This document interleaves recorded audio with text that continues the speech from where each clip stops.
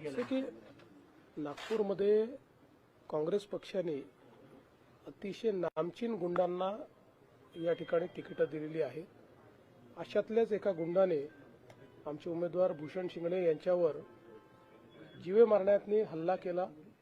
तुम्ही बघू शकता त्यांचा हात तुटला आहे, पायावर गाडी चढवण्याचा प्रयत्न केला आहे, सगळं फ्रॅक्चर आहे. त्यांच्यासोबत अजून बाकी लोकही त्या ठिकाणी जखमी झाले आणि खूप मोठ्या प्रमाणात दहशत पसरवण्याचा प्रयत्न केलेला आहे. मात्र या कुठल्याही दहशतीला आमचा पक्षही घाबरणार नाही, आमचे कार्यकर्ते घाबरणार नाही आणि जनताही अशा दहशतीला आपल्या मतपेटीतनं उत्तर देईल. पण अशा ज्या काही प्रवृत्ती आहे, प्रवृत्तीचा अतिशय कडक बंदोबस्त हा केला जाईल. तुम्ही राज्याचे प्रमुख आहात, भाजपचे प्रमुख नेते आहेत, मात्र आज तुम्ही आपल्या एका मित्राकडे पण आले आहेत कुशलक्षेम जाणून घेण्यासाठी.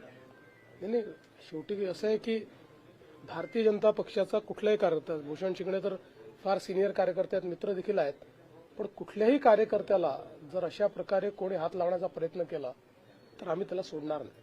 हे अशी माफियागिरी नेस्तनाबूत केली जाईल महाराष्ट्र. 100% नेस्तनाबूत करू. म्हणजे अशा प्रकारचे जे काही आहेत आणि या संदर्भात तर पोलिसांनीही आधी इंटिमेशन दिल्यावरही योग्य कारवाई केली नाही असं सगळ्यांचं मत आहे. त्याची चौकशी करा. गिट्टीगदान स्टेशनमध्ये सांगण्यात आलं होतं एक तक्रार काल दुपारी. तक्रार दिली होती. तक्रार दिल्यानंतरही ज्या गंभीरतेनं त्याच्याकडे बघायला पाहिजे होतं ते बघितलेलं दिसत नाही. अटक सत्र पण नाही झाली इतका भीषण हल्ला होऊन. हे सगळे होईल आता. तसं आता ही मी एकदा गांभीर्याने घेतलाय तर आता याच्यामध्ये कुठलाच गुन्हेगार सुटणार नाही. अशी गुंडगिरी खपून घेतली जाणार नाही, सवालच नाही उठत.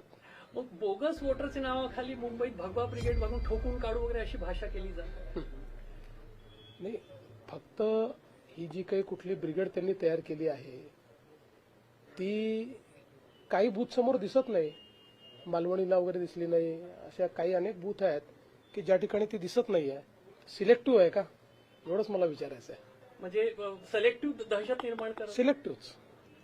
सिलेक्टिव्ह पण कोणी दहशत निर्माण करण्याची आता यांची क्षमताच राहिली नाही. तुम्हाला एक सांगतो, हे काय दहशत निर्माण करतील, यांच्यात काय क्षमता राहिली आहे आणि कोणी केलं तर पोलीस ठोकून काढतील त्याला. मुंबईतली दहशत खपून घेतली जाणार नाही, सवालच नाही. कुठलीच नाही. मुंबई नाही, कुठलीच दहशत खपून लोकांना अडवण्याचा प्रयत्न केला. आणि मला एक सांगा, दुबार मतदार म्हणतात ते, त्यांचा जो काय दुबार मतदाराचं काय माहिती आहे त्यांना. दुबार मतदार शोधण्याचं काम इलेक्शन कमिशनने केलं, इलेक्शन कमिशन करेल. तुमचा जो एजंट हात बसलेला आहे तो एजंट त्याच्यावर बघेल, त्यांनी ऑब्जेक्शन घेतलं पाहिजे. आम्ही घेऊ, कोणी दुबार मतदार घेतला तर आम्ही ऑब्जेक्शन घेऊ त्याच्यावर. पण हे कोणचं आम्ही मारामाऱ्या करू, ठोका म्हणजे मतदान कमी झालं पाहिजे हा करता प्रयत्न आहे.